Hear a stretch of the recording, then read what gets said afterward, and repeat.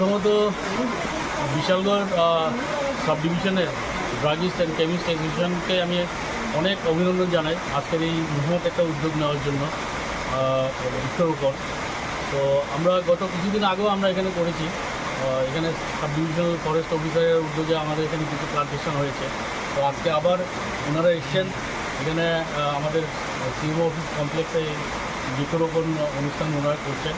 আমি ওনাদেরকে অত্যন্ত ধন্যবাদ জানাই এবং এই উদ্যোগকে অনেক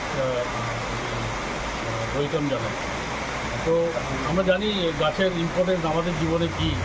তো সেই খাদ্য থেকে আরম্ভ করে সেই অক্সিজেন নেওয়া, তার মধ্যে তো আরও অনেক কিছু, সব কিছু আমরা বলি যে গাছ লাগান প্রাণ বাঁচান, এসব স্লোগান আমরা আগে থেকে জানি।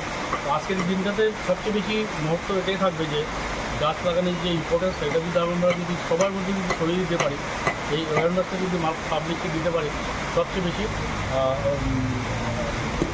কী বলবো, এটা বৃহৎ কাজ হবে। তো আমি ওনাদেরকে আবারও ধন্যবাদ জানাই এই কাজটি উদ্যোগ নেওয়ার জন্য।